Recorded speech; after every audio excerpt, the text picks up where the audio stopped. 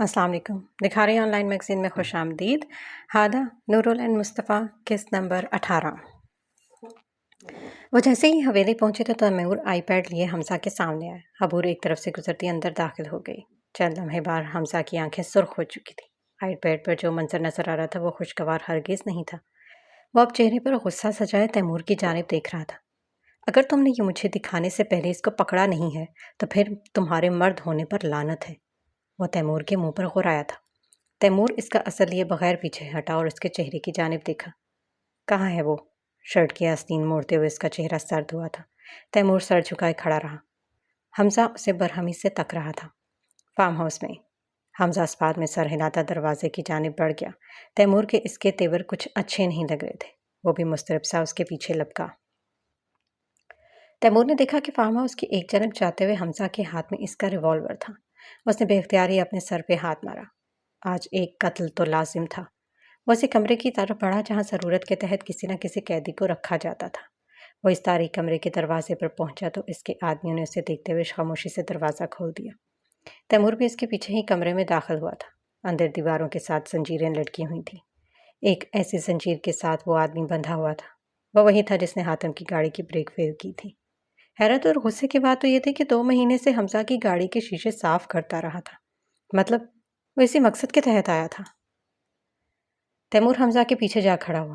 قیدی نے آہٹ پر اپنی آنکھیں کھولے اور نوورت کو دیکھا۔ حمزہ آنکھوں میں غصہ لیے اسے دیکھ رہا تھا۔ اس کی دھڑکن کی رفتار بڑھ گئی۔ حمزہ آہستگی سے اس کے نزدیک آ رہا تھا۔ اب وہ اس سے چند قدم کے فاصلے پر پاؤں کے بل نیچے بیٹھ گیا۔ اسے نہایت صفاقی سے مقابل کے بال کھینچے۔ وہ کراہ اٹھا۔ حمزہ نے دوسرے ہاتھ سے اس کے جبڑے کو دبوچا۔ اس کی آنکھیں اس وقت غیر انسانی لگ رہی تھیں۔ بنا کسی جذبے کے۔ کس کے کہنے پر کیا؟ اس کی چیخ پر قیدی تھر تھر کانپنے لگا۔ اسے حمزہ شاہ اس قدر ظالم کبھی نہیں لگا تھا۔ کوئی اسے بتائے کہ اس نے امیدیں غلط انسان سے لگائی تھی۔ وہ امیدوں پر پورا اترنے والوں میں سے نہیں تھا۔ وہ ہمیشہ توقعات سے کچھ الگ کر کے کرامات کیا کرتا تھا۔ طلحہ وان کے کہنے پر حمزہ کو اس سے دوسری دفعہ پوچھنا نہیں پڑا تھا۔ اسے جھٹکے سے چھوڑتا کہا لگا اٹھا۔ تیمور خاموشی سے ایک جانب کھڑا تھا۔ مقابل اب لمبے لمبے سانس لے رہا تھا۔ حمزہ نے ایک نظر اسے دیکھا اور اس کے پیٹ میں ٹانگ ماری۔ وہ پھر سے چلایا۔ اس کے بعد اسے مکے دانتے گھونسے مارتا چلا گیا اور قیدی کی چیخیں قید خانے میں گونجتی رہیں۔ وہ درد سے کراہتا رہا اور حمزہ مارتا چلا گیا۔ پھر وہ تیمور کی طرف مڑا اور اپنا ریوالور طلب کیا جو کچھ دیر پہلے اسے پکڑایا تھا۔ تیمور نے اسے دیکھتے ہوئے نفی میں سر ہلایا تو حمزہ نے اس کے ہاتھ سے جھپٹ لی۔ وہ قیدی کی جانب پلٹا جو مشکل سسکیاں بھر رہا تھا۔ اس کی اتنی سکت نہ تھی کہ کچھ بول پاتا۔ حمزہ نے اس کی جانب قدم بڑھائے۔ میں سیاہ ہوں، مجھے سرمئی نہیں بننا۔ میں سیاہ ہوں، مجھے کوئی روشنی نہیں چاہیے۔ وہ شاید خود کو یاد دلا رہا تھا۔ چند لمحے بعد کمرے میں 4 گولیوں کی آواز گونجی، ساتھ ہی 4 چیخیں بھی۔ حمزہ نے گردن کو مسلتے ہوئے ریوالور کو تیمور کی جانب اچھالا جسے اس نے پھرتی سے تھام لیا۔ اسے ٹھکانے لگاؤ۔ اب وہ کافی مطمئن نظر آ رہا تھا۔ تیمور کی نظروں نے اسے باہر کی جانب دیکھتے ہوئے دیکھا اور پھر اس قیدی کی جانب تعصب سے دیکھا۔ اس لڑکی کو کب سے جانتی ہو؟ الماری کے اندر منہ دیے حافہ پیچھے ہوئی۔ اس سوال کو سنتے اس کی آنکھوں میں کوئی تاثر آیا اور آ کر چلا گیا۔ اس نے دروازے میں ابتسادہ صوفیہ بیگم کو دیکھا اور پھر گہرا سانس بھرا۔ اسے ایک لمحہ یہ لگا تھا یہ جاننے میں کہ وہ کس لڑکی کی بات کر رہی تھی۔ صوفیہ بیگم اب چوکھٹ سے اندر قدم رکھ چکی تھی۔ حافہ کا چہرہ اب بے تاثر تھا۔ اسے صوفیہ بیگم کو دیکھتے ہوئے یہ کیوں محسوس ہو رہا تھا کہ وہ حبور کو جانتی تھیں جب سے یونیورسٹی جانا شروع کیا۔ اس کے چہرے پر ان کی پہلی ملاقات کا تاثر چھایا اور وہ مسکرا دی۔ ان کی پہلی ملاقات اسے کافی دلچسپ لگی تھی اور اسے حیرت بھی ہوئی تھی کہ اس جیسی روکھی انسان کی حبور کے ساتھ دوستی کیسے ہو گئی۔ صوفیہ بیگم اسے دیکھتے ہوئے بیٹھ کے پائنٹی پہ جا بیٹھی۔ انہیں جاننا تھا کہ حافہ ان لوگوں کے بارے میں کس قدر جانتی تھی۔ کیا وہ شاگرد کا کوئی راز جانتی تھی؟ تم کیا کر رہی تھی؟ اپنے سوچوں میں غلطان حافہ چونکی۔ اس نے سر اٹھا کر صوفیہ بیگم کی جانب دیکھا۔ یہ اس قدر سنجیدہ کیوں تھی؟ اس نے گہرا سانس بھر کر الماری کی جانب اشارہ کیا جس کا پٹ وا تھا اور اندر سے ملبوسات باہر جھلک رہے تھے۔ کل کے لیے کپڑے دیکھ رہی تھی۔ اس نے یہ نہیں سوچا تھا کہ اسے جانا چاہیے یا نہیں۔ پہلے اس کا ارادہ نہیں تھا مگر پھر حبور اس کے گھر دعوت نامہ لے کر آ گئی اور بابا نے بھی اجازت دے دی۔ پھر آخری کیل عائشہ نے ٹھوکا تھا۔ حبور یہاں سے جاتے ساتھ ہی دلہن صاحبہ سے سفارش بھی کروا چکی تھی۔ وہ کم از کم عائشہ کو تو انکار نہیں کرنا چاہتی تھی۔ اگر آج عائشہ آپی کی مہندی نہیں ہوتی تو حبور میری مدد کر دیتی، اور اب مجھے سمجھ نہیں آ رہا کہ میں کیا پہنوں۔ وہ دھیرے سے بولی تو اس کی معصومیت پر انہیں پیار آیا۔ انہوں نے پہلی دفعہ حافہ کو باقی سب کی طرح برتاؤ کرتے دیکھا تھا۔ ذرا مجھے دکھاؤ، میں مدد کرتی ہوں۔ وہ مسکراتے ہوئے بولی تو حافہ کی آنکھیں جگمگاؤ تھیں۔ اس نے حیرت سے چمکتی آنکھوں کے ساتھ صوفیہ بیگم کی جانب دیکھا، جیسے پوچھنا چاہ رہی ہو کہ کیا واقعی صوفیہ بیگم نے اس کے تاثرات کو دیکھ کر اسبات میں سر ہلایا۔ اب حافہ الماری کی جانب بڑھ گئے اور ان میں سے 3 ملبوسات باہر نکالے۔ مجھے ان تینوں میں سے ایک پہننا ہے۔ اس نے باری باری تینوں لباس آگے کیے۔ صوفیہ بیگم آنکھوں کو چھوٹا کیے ان ملبوسات کو دیکھ رہی تھی۔ ان میں سے ایک زمرد رنگ کا لمبا فراک تھا جس کے دامن پر سنہری دبکا اور کڑھائی کا کام تھا۔ انہیں موقع کی مناسبت سے وہ لباس پسند آیا۔ انہوں نے اس لباس کی جانب سے ستائشی نگاہوں سے دیکھا۔ حافہ نے اس کی پسندیدی دیکھ کر باقی تو لباس واپس الماری میں رکھ دیا۔ اب وہ اس لباس کے ساتھ کا دوپٹہ انہیں دکھا رہی تھی۔ زبرد رنگ کا لمبا دوپٹہ، میں اس کے ساتھ گولڈن رنگ کے سٹول کے ساتھ نقاب کروں گی۔ اس کے پرسوچ آواز پر صوفیہ بیگم نے اسبات میں سر ہلایا۔ مگر مردوں کے لیے تو الگ انتظام ہے۔ ان کی بات اور وہ لباس کو ایک جانب رکھ کر کرسی واپس ان کے پاس رکھ کر جا بیٹھی۔ میں جانتی ہوں، مگر سردار انکل بھی تو ہوں گے اور حمزہ بھی ادھر ہی ہوگا اور دلہا دلہن کو بھی اکٹھا بٹھایا جائے گا۔ صوفیہ بیگم مسکرائیں اور پھر حافہ کی جانب دیکھا۔ تم حمزہ کو کیسے جانتی ہو؟ اس سوال پر حافہ نے جھٹکے سے ان کی جانب دیکھا۔ اس کی نگاہوں کے سامنے ان کی ہر ملاقات گھوم گئی۔ مگر پھپھو یہ سوال کیوں کر رہی تھیں؟ میں اسے نہیں جانتی، بس اتنا جانتی ہوں کہ وہ حبور کا کزن ہے اور گاؤں کا اگلا سردار۔ اس نے صوفیہ بیگم کی آنکھوں میں دیکھتے ہوئے کہا۔ اس کے ہر لفظ سے صداقت جھلک رہی تھی۔ اس نے صوفیہ بیگم کی آنکھوں میں اس بات پر امڑتا درد بھی دیکھا تھا۔ اس بات نے انہیں دکھی کیا تھا، مگر کیوں؟ یہی تو بات ہے حافہ، گاؤں کا اگلا سردار، گاؤں کا سب سے زیادہ مصروف مرد، حبور کے کہنے پر تمہیں دعوت نامہ دینے چلا آیا۔ ان کے سنجیدہ لہجے پر حافہ خاموش رہ گئی۔ اسے نہیں معلوم تھا کہ انہوں نے اس قدر تجزیہ کر رکھا ہے۔ اس گھر کو دیکھو، اس محلے کو دیکھو۔ تمہارے گھر میں داخل ہوتے اس کی پیشانی پر ایک شکن تک نہیں تھی حافہ۔ وہ حویلیوں میں رہنے والا سید حمزہ شاہ اس پرانے محلے کے اس پوسیدہ گھر میں فقط اپنی چچا زاد بہن کی شادی کا دعوت نامہ دینے آیا تھا۔ ان کے دلائل جھوٹے نہیں تھے اور یہ بات حافہ بھی جانتی تھی۔ اس نے دھیرے سے ان سے اپنی نگاہیں چرا لیں۔ نہیں حافہ، یہاں وہ تمہارے گھر والوں سے ملنے آیا تھا، وہ بھائی جان سے ملنے آیا تھا۔ انہوں نے آہستگی سے حافہ کے ہاتھ تھام لیے۔ وہ اپنا پہلو بدلتی بدلتی رک گئی۔ کچھ بھولو حافہ، میرے خدشات کی نفی کر دو، وہ کسی امید کے تحت بولی۔ حافہ صوفیہ بیگم کی گود میں دھرے اپنے ہاتھوں کو دیکھ رہی تھی، ان کے گرم لمس کو محسوس کر رہی تھی۔ اس نے دھیرے سے اپنا سر اٹھایا۔ آپ فکر مت کریں، میں اسے انکار کر چکی ہوں۔ ایک ہی جملہ اور صوفیہ بیگم تھک سے رہ گئی۔ حافہ کے ہاتھوں پر اس کی گرفت کمزور پڑ گئی۔ تو کیا تاریخ اپنے آپ کو دہرانے والی تھی؟ کیا وہ تمہیں پسند کرتا ہے؟ انہوں نے حافہ کو دیکھتے ہوئے سوال کیا اور حافہ نے سر اس بات میں ہلایا۔ وہ سب ان سے کیا جھوٹ بولتی؟ صوفیہ بیگم بہت دیر بعد سمجھی۔ نہیں، وہ تاریخ کو دہرانے نہیں دیں گی۔ وہ ایک دفعہ پھر سے سب کچھ نہیں کھوئیں گی۔ انہیں مستقبل سے خطرے کی بو آ رہی تھی اور اسی بو کے صدمے آتے ہوئے انہوں نے ایک فیصلہ کیا۔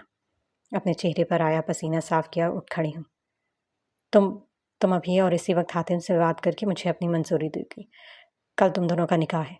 حافہ بھون چکا رہ گئی۔ وہ یکٹو ان کے چہرے کو دیکھے گی جو اجلت سے کھڑی ہوئی تھی۔ حافہ کو سمجھ نہیں آ رہا تھا کہ وہ ایسا کیوں کر رہی تھیں۔ اس نے انہیں واپس بٹھایا۔ لمبے سانس لیں پھپھو، وہ دھیرے سے ان کے ہاتھ تھامتے ہوئے بولی۔ صوفیہ بیگم چند لمحے اس کے چہرے کو دیکھتے رہے، پھر گہرے سانس بھرے۔ وہ کچھ پرسکون ہوئی۔ اب بتائیں پھپھو، کیا ہوا ہے؟ وہ مدھم لہجے میں پوچھ رہی تھی۔ اس کے چہرے پر پہلی والی بے سکونی نہیں تھی۔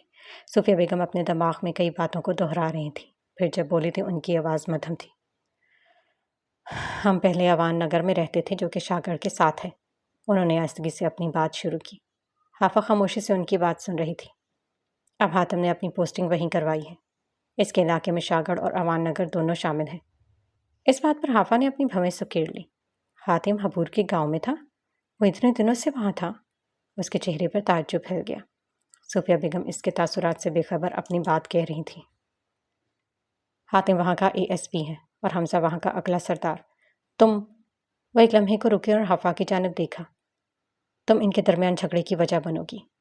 حافا تخت کسی کا مکروز نہیں رہتا، وہ اپنی تاریخ دہرا کر ہی رہتا ہے، مگر اس دفعہ مہرے تبدیل ہیں۔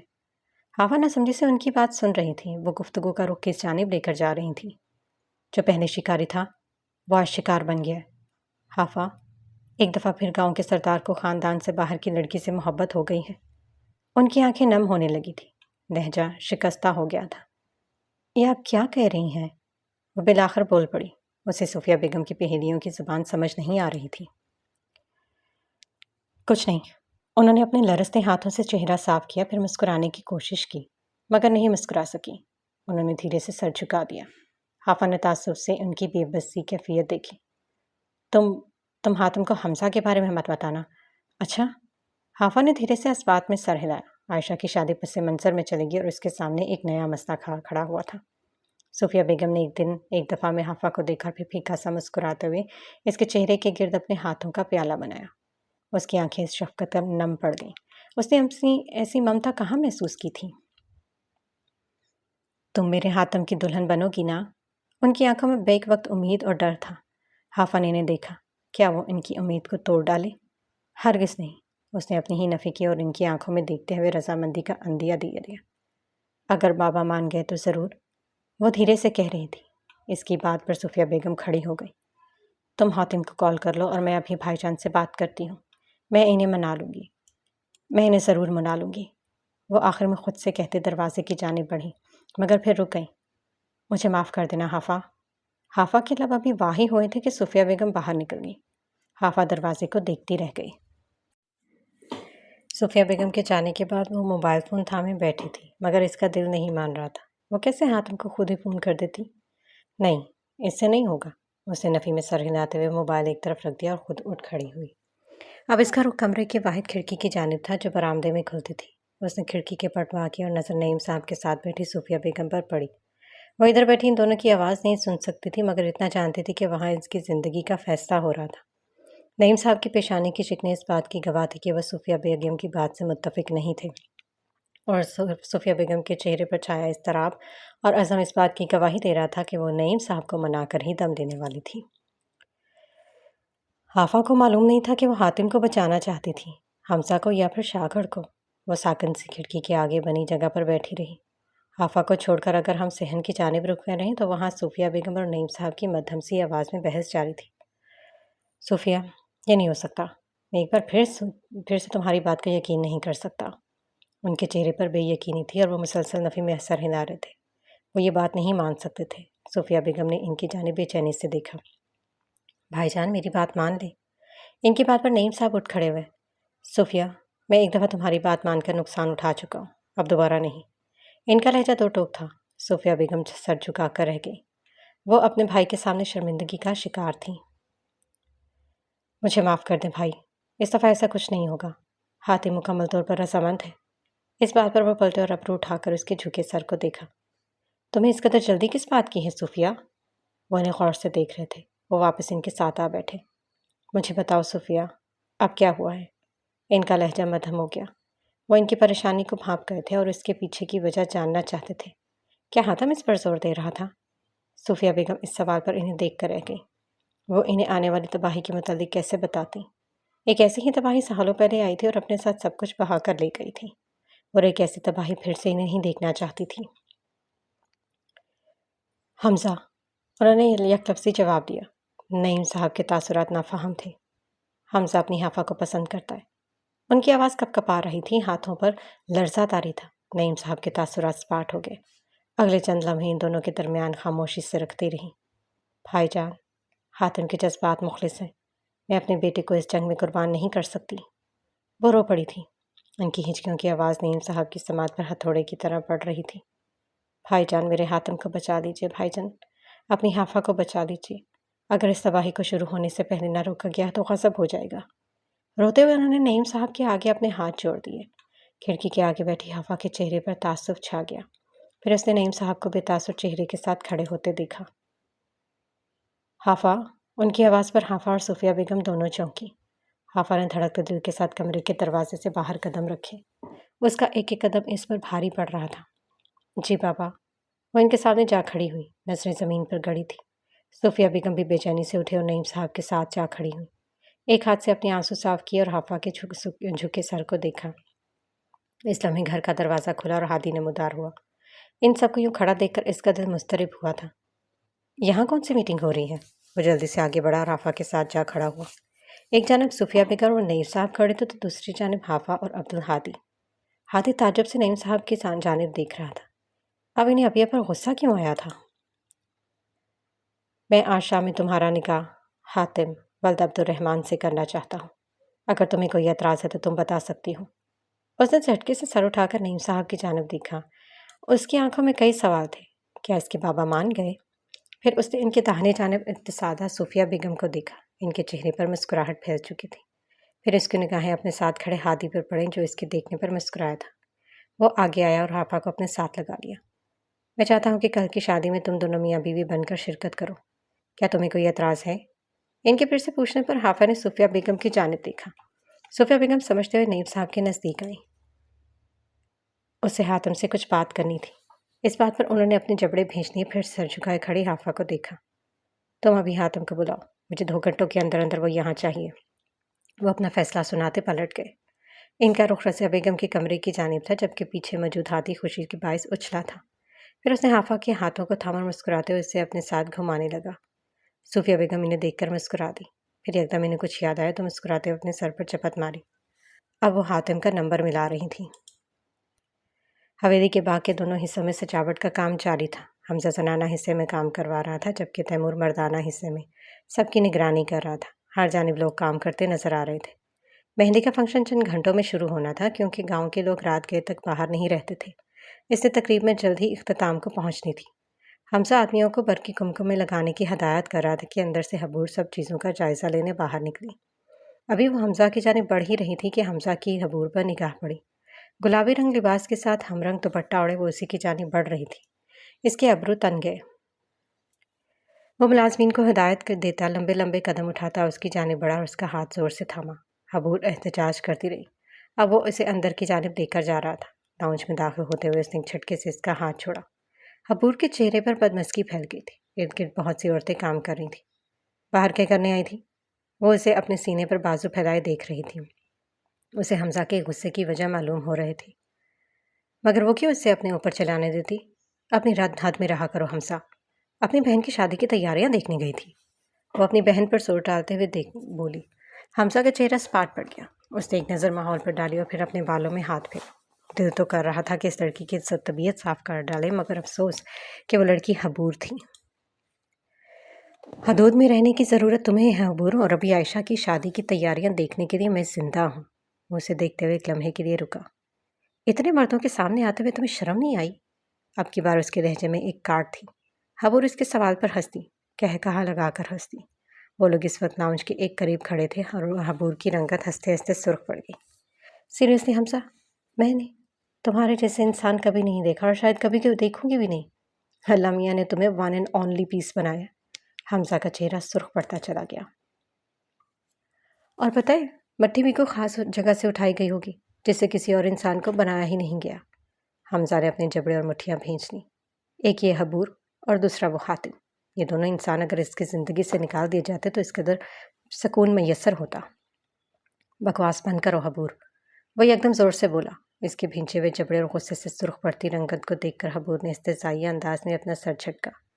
نچلے دانت نہیں اور نوالے کی باتیں، ذرا سے برداشت تو جناب میں ہے نہیں اور چلے ہیں سردار بننے۔ میں تو بکواس کر رہی ہوں، مگر تمہارے منہ سے تو کچھ پہلے پھول جھڑ رہے تھے نا کچھ دیر۔ اسے تمسخر سے اپنا سر جھٹکا۔ سنہری بال جھول اٹھے۔ میں نے تم سے فقط ایک سوال کیا تھا حبور شاہ، جس کا جواب تم نے دینا گوارا نہیں کیا۔ اس بات پر حبور کے لب مسکرائے اور پھر 2 قدم نزدیک آئے۔ وہ اب حمزہ کی آنکھوں میں دیکھ رہی تھی۔ حمزہ حضور، آپ بھول رہے ہیں کہ وہ یونیورسٹی بھی جاتی ہوں اور 21ویں صدی کی لڑکی ہوں۔ آج کے دور کی لڑکیوں کا سر اٹھا کر چلنا آتا ہے۔ اس کی آواز میں ٹھہراؤ تھا۔ وہ نہایت سنجیدگی سے کہتے ہوئے پیچھے ہٹی۔ حبور شاہ، تم بھول رہی ہو کہ تم 21ویں صدی کی لڑکی ہونے کے ساتھ ساتھ کس خاندان سے تعلق رکھتی ہو۔ مقابل میں اسی لہجے میں بولا تھا۔ میرا خاندان میری بنیاد ہے، مگر میں اسے اپنی راہ میں رکاوٹ نہیں بننے دوں گی۔ اس کے چہرے پر تلخ تاثرات تھے۔ حمزہ نے اس کی بات سمجھنے کی کوشش کی۔ یہ کس طرح کی بات کر رہی تھی؟ خیر، تمہیں پڑھنے کی جو اجازت دی گئی ہے وہ واپس بھی لی جا سکتی ہے۔ وہ سرد مہری سے تنبیہ کر رہا تھا۔ حبور دھیرے سے مسکرا دی۔ کئی کام کرتی عورتیں انہیں دیکھتے ہوئے ایک دوسرے کو اشارہ کر رہے تھے۔ حمزہ کی ان پر نظر پڑی تو وہ بوکھلا کر اپنا کام کرنے لگی۔ میرا باپ ابھی زندہ ہے حمزہ، وہ دھیرے سے کہتے ہوئے پلٹ گئی۔ پیچھے حمزہ نے لمبا سانس بھرا اور دوبارہ سے کام میں مصروف ہو گیا۔ شام ہونے میں ابھی وقت تھا اور شہر جانے میں 2 گھنٹے لگ جانے تھے۔ وہ بے چینی سے اپنے مکان کے آنگن میں چل رہا تھا۔ اسے کچھ دیر قبل ہی صوفیہ بیگم کی کال آئی تھی۔ انہوں نے اسے جلد از جلد شہر آنے کے لیے کہا تھا۔ اب وہ انہیں کیسے سمجھاتا کہ یہاں اس کی ہر حرکت پر نظر رکھی جا رہی ہے۔ اس کے پاس ایک منصوبہ تھا، مگر اس پر عمل کرنے کے لیے اسے پہلے اسامہ سے بات کرنی تھی۔ اس نے پینٹ کی جیب سے موبائل فون نکالا۔ وہ ابھی بھی اپنی وردی میں ملبوس تھا۔ کال اٹھا لی گئی تھی مگر وہ رک گیا۔ اس نے دوسری جانب بولنے کا انتظار کیا۔ کبھی کبھی وہ کافی محتاط ہو جایا تھا۔ اسی وقت اسامہ کی آواز گونجی۔ وعلیکم السلام اسامہ، میری بات غور سے سنو۔ اس کے اجلت بھرے لہجے پر اسامہ چوکنا ہوا تھا۔ ماں نے مجھے شہر بلایا، کسی وجہ سے۔ وہ کافی پریشان تھی اور انہوں نے مجھے وجہ نہیں بتائی۔ وہ جلدی جلدی کہہ رہا تھا۔ دوسری جانب اسامہ مکمل توجہ سے اس کی بات سن رہا تھا۔ تو کیا آپ چاہ رہے ہیں؟ اس نے ادھر ادھر دیکھتے پوچھا۔ اس وقت وہ اوان حویلی کے باغ کے ایک حصے میں موجود تھا۔ آواز قدرے مدھم تھی۔ ہاں، میں جا رہا ہوں۔ میں نے یہ پوچھنے کے لیے کال کی تھی کہ کیا طلحہ کے آدمی ابھی بھی مجھ پر نظر رکھے ہوئے ہیں؟ اس سوال پر اسامہ نے گہرا سانس بھرا۔ حاتم اور طلحہ کی پچھلی ملاقات کے بعد طلحہ اور بختیار میں کافی دیر کوئی خفیہ بات چیت ہوتی رہی تھی، جس کے نتیجے میں بختیار نے حاتم کی نگرانی کرنے والے لوگوں کی تعداد بڑھا دی تھی۔ بھائی، اس بختیار نے آپ پر نظر رکھنے والے آدمیوں کی تعداد بڑھا دی ہے۔ اس کے بعد پر حاتم ساکت رہ گیا۔ اسے آپ پر شک ہو گیا۔ اس کا لہجہ مزید محتم ہوا۔ حاتم رکا۔ 1 منٹ، شک تو انہیں حاتم پر پہلے دن سے تھا۔ اسے شک ہو گیا ہے کہ آپ حاتم عبدالودود نہیں ہیں۔ حاتم جہاں تھا وہیں تھم گیا، جبکہ اسامہ اسے اب شہر جانے کے خطرات سے مطلع کر رہا تھا۔ اس صورتحال میں آپ کا شہر جانا صرف آپ کے لیے ہی نہیں بلکہ آپ کے خاندان والوں کے لیے بھی مسائل پیدا کرے گا۔ حاتم کی نظروں کے سامنے صوفیہ بیگم کا چہرہ گھوم گیا، پھر حفا، ہادی، نعیم صاحب اور رضیہ بیگم۔ اس نے اپنا سر نفی میں ہلایا۔ وہ کسی کو بھی نقصان نہیں پہنچنے دے گا۔ اگر اس نے میرے خاندان کو نقصان پہنچانے کی کوشش کی تو میں اس کے ساتھ وہ کروں گا جو وہ نہیں سہ سکے گا۔ اس کا لہجہ انتہائی خطرناک تھا۔ طلحہ کیا سمجھتا تھا کہ طاقت صرف اس کے پاس تھی؟ نہیں، اس نے کچھ نہیں کیا تو وہ حاتم عبد الرحمن سے نہیں بچ سکے گا۔ اگر وہ اپنی طاقت دکھائے گا تو مجھے بھی قانون کی طاقت دکھانی پڑے گی۔ اب اسامہ ادھر سے ادھر ٹہل رہا تھا۔ آپ اب بھی جانا چاہتے ہیں؟ جگہ جگہ طلحہ کے آدمی کھڑے تھے اور دھیرے سے اس سے پوچھ رہا تھا۔ میں جاؤں گا اسامہ۔ اس کے آدمی کیا، مجھے طلحہ اوان خود بھی نہیں روک سکتا۔ وہ اپنے کمرے کی جانب بڑھا اور موبائل اسپیکر پر ڈال کر ایک جانب رکھ دیا۔ کیا پلان ہے؟ الماری سے کپڑے نکالتے حاتم کے ہاتھ تھمے۔ اس نے ایک لمحے کے لیے موبائل فون کی جانب دیکھا اور دھیرے سے مسکرایا۔ وہ مشکل وقت میں گھبراتا نہیں تھا بلکہ مشکل سے باہر نکلنے کی منصوبہ بندی کیا کرتا تھا۔ میں ابھی مشتبہ کو بلاتا ہوں، وہ میری جیپ لے کر پیٹرولنگ پر نکلے گا۔ سب کو لگے گا کہ میں جیپ میں ہوں۔ مشتبہ کٹ کاٹ میں حاتم کے جیسا تھا۔ اسامہ ہلکا سا مسکرایا مگر پھر اس کے مسکراتے لب سکڑ گئے۔ پھر آپ کیسے جائیں گے؟ اس کے سوال پر حاتم کے لبوں پر پرسرار مسکراہٹ پھیل گئی۔ وہ موبائل اٹھاتا کمرے سے نکلا اور سیڑھیوں کے ساتھ بنے کمرے کی جانب مڑ گیا۔ اس کمرے میں کئی چیزیں موجود تھیں۔ ایک جانب دیوار کے ساتھ سفید کپڑے کے نیچے کچھ چھپا ہوا تھا۔ اس نے کپڑے کو ایک ہاتھ سے ہٹایا۔ اب اس کے سامنے اس کی چمکتی ہوئی سیاہ بائک موجود تھی۔ اس کے چہرے پر مسکراہٹ چھا گئی۔ میری روکسی۔ اس نے چابی گھمائی، بائک کو ریس دی۔ ان کے دوسری جانب موجود اسامہ آواز کو سن کر اچھلا، ساتھ ہی اپنا سر نفی میں ہلایا۔ نہیں بھائی، آپ روکسی کو گاؤں کی سڑکوں پر بھگائیں گے؟ بالکل نہیں۔ حاتم مسکراتا رہا۔ اس نے بائک پر ہاتھ پھیرا اور سر اس بات میں ہلایا۔ بالکل، میں روکسی کے ساتھ ہی جانے والا ہوں۔ اس کا لہجہ دو ٹوک تھا۔ بھائی، آپ نے گاؤں کا راستہ دیکھا ہے نا؟ کتنا خراب ہے۔ اس کی بات پر حاتم سنجیدہ ہو گیا۔ اسامہ بچہ، ملک کے ہر دوسرے گاؤں کا راستہ ہے ایسا ہی۔ اس کا مطلب یہ تو نہیں کہ وہاں کے لوگوں کی آمد و رفت رکی ہوئی ہے۔ اور ویسے بھی میں جس سے گاؤں سے نکلوں گا تو موٹر وے آ جائے گی۔ Not a big deal. وہ آہستگی سے کہتے ہوئے اپنے کمرے کی جانب بڑھ رہا تھا۔ اچھا، فون رکھو، مجھے جلدی شہر پہنچنا ہے۔ وہ بھی فون رکھنے ہی والا تھا کہ اسامہ جلدی سے بول اٹھا۔ بھائی، روکسی پر رحم کیجیے گا اور یہ بات رکھیے گا کہ اسے اڑانا نہیں بلکہ چلانا ہے۔ وہ اس کی بات سے واقف تھا کہ حاتم روکسی کو چلاتا نہیں بلکہ اڑاتا تھا۔ اس بات پر حاتم کا کہکہا بلند ہوا۔ اس نے نفی میں سر ہلاتے ہوئے کال کاٹ دی۔ مرتبہ کے نمبر پہ ایک پیغام بھیجا اور خود تیار ہونے لگا۔ اس کے پاس وقت کی قلت تھی اور اسے صوفیہ بیگم کے حوالے سے پریشانی بھی محسوس ہو رہی تھی۔ نہ جانے ایسی کون سی بات ہو گئی تھی کہ انہوں نے اس قدر عجلت میں اسے بلایا تھا۔ روکسی، پھر حافا کے شہر چلے؟ مسکراتے ہوئے اس نے ہیلمٹ پہنا اور باہر کسی کے نہ ہونے کی یقین دہانی کرتا بائک سٹارٹ کر دی۔ اسامہ کی جانب سے اسے کچھ دیر پہلے ہی پیغام ملا تھا کہ اس وقت سب آدمی چائے پینے جاتے ہیں اور یہ اس کے لیے سنہری موقع تھا۔ وہ بائک سٹارٹ کر کے اسے بھگا لے گیا۔ سیاہ شرٹ پر سیاہ جیکٹ پہنے وہ سیاہ ہیوی بائک کو چلا نہیں بلکہ اڑا رہا تھا۔ گاؤں کے راستے پر اس نے کچھ احتیاط کے ساتھ چلائی، مگر جیسے ہی موٹر وے پہ پہنچا اس نے رفتار بڑھا دی۔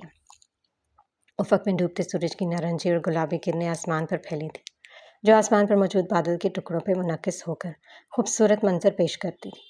درختوں کے سائے سڑک پر پڑ رہے تھے۔ ایسے میں وہ 2 گھنٹے کی مسافت 1 گھنٹے میں طے کرتا شہر پہنچ چکا تھا۔ اپنے گھر کے باہر ابھی اس نے ہیلمٹ اتارا ہی تھا کہ اسامہ کا نمبر اس کے موبائل فون کی اسکرین پر جگمگانے لگا۔ کیا ہوا اسامہ؟ اسے پوچھتے ساتھ ہی حاتم نے گھر کا دروازہ بجایا۔ ان لوگوں کو پتہ لگ گیا کہ جیب میں آپ نہیں بلکہ مشتبہ ہے۔ اس کی بات پر حاتم مسکرایا۔ خطرہ وہاں سے نکلنے میں تھا اسامہ۔ اب وہ لوگ مجھے واپس جاتے ہوئے دیکھ بھی لیں تو کوئی مسئلہ نہیں ہے، تم فکر مت کرو۔ اسی نے ہمیں دروازہ کھولا اور حاتم کو دیکھ کر صوفیہ بیگم مسکرا اٹھی۔ حاتم نے اسامہ کو کچھ کہتے ہوئے کال کاٹ دی اور صوفیہ بیگم کو اپنے سینے سے لگا لیا۔ کچھ دیر بعد وہ بائک کو گھر کے اندر کھڑا کرتا صوفیہ بیگم کے ساتھ اپنے کمرے میں بیٹھا تھا۔ صوفیہ بیگم ادھر سے ادھر ٹہلتی اسے اپنا فیصلہ سنا رہی تھی۔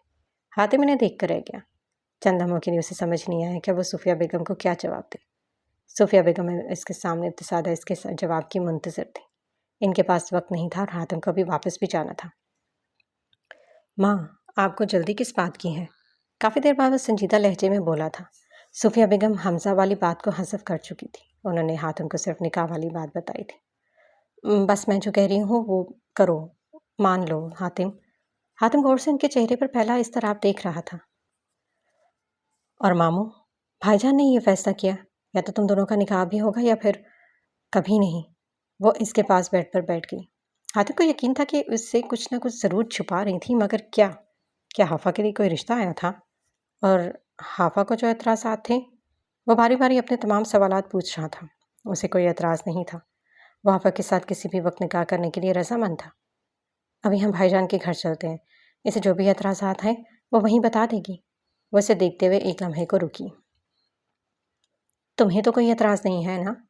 اس سوال پر حاتم مسکرایا۔ بھلا اسے کیا اعتراض ہو سکتا تھا؟ نہیں ماں، مجھے کوئی اعتراض نہیں ہے۔ وہ مسکراتے ہوئے اٹھ کھڑا ہوا۔ صوفیہ بیگم نعیم صاحب کے گھر داخل ہوئی تو نعیم صاحب نماز پڑھتے مسجد جا چکے تھے، جبکہ ہادی نماز کی ادائیگی کے بعد حافا کے ساتھ بیٹھا تھا۔ صوفیہ بیگم کو دیکھ کر وہ دونوں کھڑے ہو گئے۔ حاتم آ گیا ہے، باہر کھڑا ہے۔ حافا نے اس بات میں سر ہلاتے ہوئے سر پر اوڑھے دوپٹے کو چہرے پر کھینچ لیا، ساتھ ہی اپنی نگاہیں جھکا لی۔ دل تھا کہ بے قابو ہوئے جا رہا تھا۔ ہادی کے ساتھ دروازے سے اندر داخل ہوتے حاتم کے لب مسکراہٹ میں ڈھلے تھے۔ وہ ان دونوں کی جانب بڑھا۔ السلام علیکم۔ اس کی آواز گونجی تو حافا نے دھیرے سے سر کو جنبش دیتے ہوئے سلام کا جواب دیا۔ میں نانو سے مل کر آتا ہوں۔ وہ ایک نظر ان کی جانب ڈالتا اندر بڑھ گیا۔ اس کے جانے پر حافا نے گہرا سانس بھر کر اپنا سر اٹھایا تو خود پر صوفیہ بیگم اور ہادی کی مسکراتی نگاہیں محسوس ہوئیں۔ اس نے خفیف سے انداز میں ہادی کو گھورا تو وہ کہا لگا کر ہنس دیا۔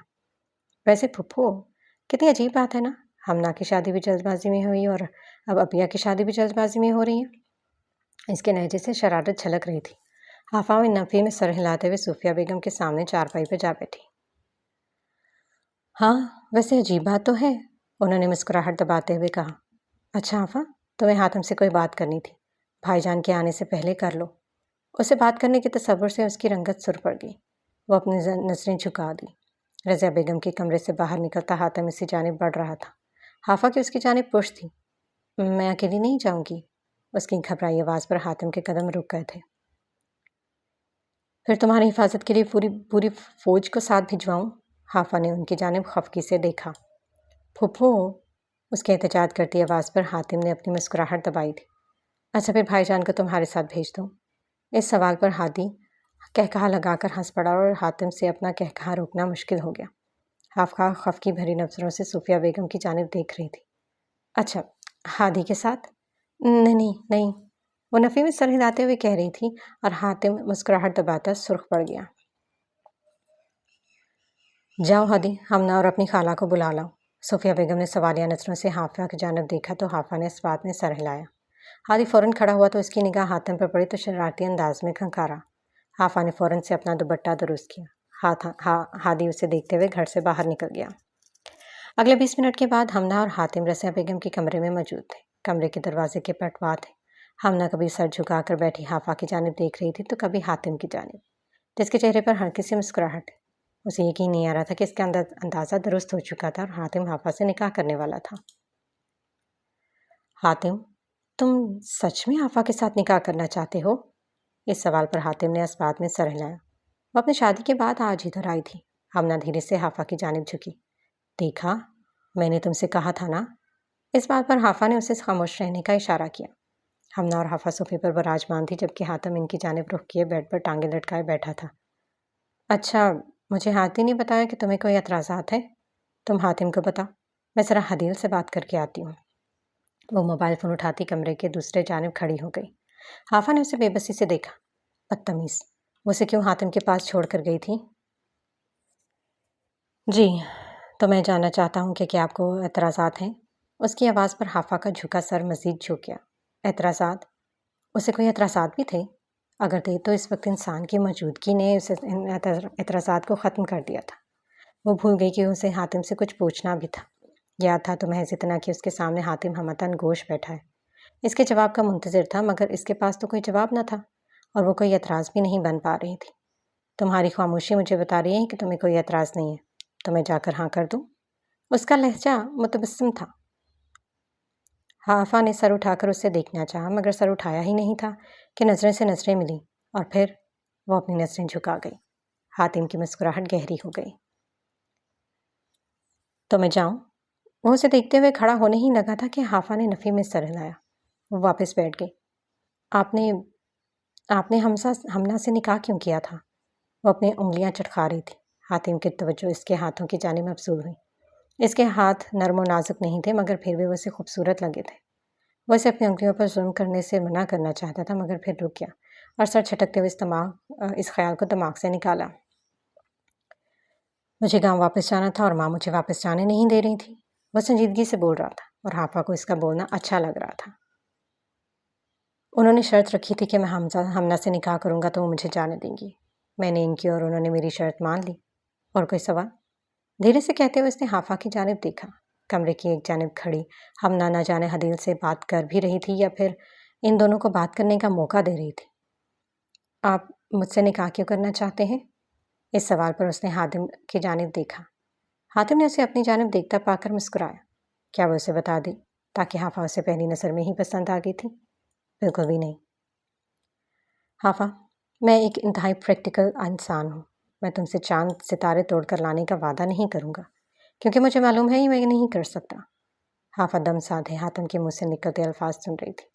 کوئی اس سے اگر یہ پوچھتا کہ اسے کس کی آواز پسند ہے تو وہ بنا تردد کے حاتم عبد الرحمن کا نام لیتی۔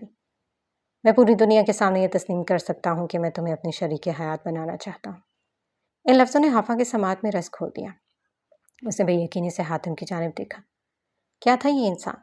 مگر ایک منٹ، اسے ابھی حاتم سے ایک اور سوال بھی پوچھنا تھا۔ کیا آپ کو اس نکاح کے لیے کسی نے مجبور کیا ہے؟ اس سوال پر حاتم کے مسکراتے لب سکڑ گئے۔ ابھی تو اس نے یہ کہا تھا کہ اسے اپنی شریک حیات بتانا چاہتا ہے، پھر یہ سوال؟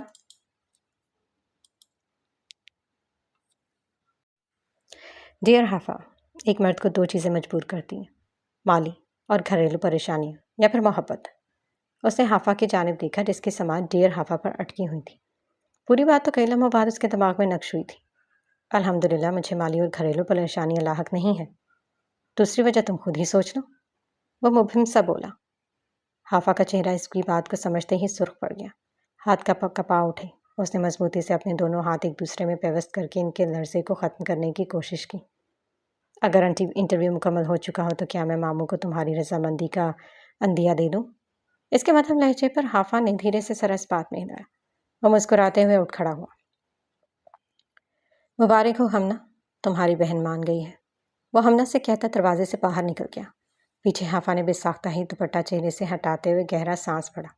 اس کے پاس بیٹھی ہمنہ اسے مبارکباد دے رہی تھی مگر اس کے سماعت میں تو ایک جملہ گونج رہا تھا۔ الحمدللہ مجھے مالی اور گھریلو پریشانیاں لاحق نہیں ہیں۔ دوسری وجہ خود ہی سوچ لو۔ تو کیا وہ اقرار کر کے گیا تھا؟ کچھ دیر قبل عائشہ کی شادی کے لیے منتخب کردہ لباس پہنے وہ اپنے کمرے میں بیٹھی تھی۔ ہمنا کی اجلت سے چلتے ہوئے ہاتھ اسے تیار کر رہے تھے۔ نعیم صاحب اور حاتم نکاح خواہ کو لینے گئے تھے، جبکہ وہ خاموشی سے سنگھار میز کے آگے بیٹھی کچھ دیر قبل ہونے والی ملاقات کے بارے میں سوچ رہی تھی۔ لبوں پر مسکراہٹ پھیلی تھی، جبکہ ہمنا اس کی مسکراہٹ کو دیکھتے ہوئے اس کی آنکھوں پر لائنر لگا رہی تھی۔ لائنر لگانے کے بعد وہ تھوڑا پیچھے ہٹی اور تردیدی نگاہ سے اسے دیکھا۔ ماشاءاللہ، تم بہت پیاری لگ رہی ہو۔ اسی لمحے اس نے سامنے آئینے میں دیکھا۔ وہ خود کو دیکھ کر ٹھٹک گئی۔ سانولی رنگت پر کیے گئے ہلکے سے میک اپ میں وہ خوبصورت لگ رہی تھی۔ اسی لمحے دروازے پر دستک ہوئی اور ہادی اندر داخل ہوا۔ وہ دروازے پر کھڑا اسے دیکھتا رہ گیا۔ حیرت کے باعث آنکھیں پھیل گئی۔ حافہ نے بھی اس کی جانب دیکھا اور ہلکا سا مسکرا دی۔ ہادی ٹرانس کی کیفیت میں چلتا ہوا آگے آیا اور اس کا سر اپنے ساتھ لگا لیا۔ ماشاءاللہ، اب یہ بہت اچھی لگ رہی۔ ایک آنسو اس کی آنکھ سے نکلتا حافہ کے بالوں میں گم ہو گیا۔ ہمنا دراز قد تھی، مگر حافہ کا قد متناسب تھا، 5 فٹ 2 انچ۔ ہمنا انہیں دوپٹہ اڑا، نکاح خواہ آ گئے۔ وہ اپنے آنسو صاف کرتا پیچھے ہٹ گیا۔ اس کے پیچھے ہٹنے پر ہمنا نے سنہرے دوپٹے کے ساتھ اس کا نقاب کیا اور زمرد کا رنگ کا دوپٹہ اس کے داہنے کندھے پر پھیلا دیا۔ سنہری ہیل پہنے وہ تیار تھی۔ دروازے پر دستک ہوئی اور نعیم صاحب کے ساتھ نکاح خواہ اندر داخل ہوئی۔ اس پر اسی زمرد دوپٹے کا گھونگھٹ کیا گیا تھا۔ حافہ نعیم ولد محمد نعیم، آپ کا نکاح حاتم عبدالرحمن ولد عبدالرحمن احمد کے ساتھ مبلغ 2 لاکھ روپے حق مہر سکہ رائج الوقت پڑھایا جاتا ہے۔ کیا آپ کو یہ نکاح قبول ہے؟ ہادی اس کے ساتھ کھڑا تھا۔ اس نے گہرا لمبا سانس بھرا اور آنکھیں بند کی۔ جالی دار پردے کو ہٹاتے ہی اس کی نگاہیں جھک گئیں۔ حافہ نے حیرت سے اس کی جھکی نگاہوں کو دیکھا۔ قبول ہے۔ کیا آپ کو یہ نکاح قبول ہے؟ میں نے جب اسے پہلی دفعہ دیکھا تھا تو مجھے لگا کہ اسے میرے لیے ہی بنایا گیا ہے۔ قبول ہے۔ کیا آپ کو یہ نکاح قبول ہے؟ نکاح خواہ نے آخری دفعہ پوچھا۔ وہ آپ کی قسمت میں نہیں ہوگا حافہ۔ قبول ہے۔ وہ سب کو بتا دینا چاہتی تھی کہ حاتم عبدالرحمن ہی اس کی قسمت تھا۔ وہ مسکرا دی۔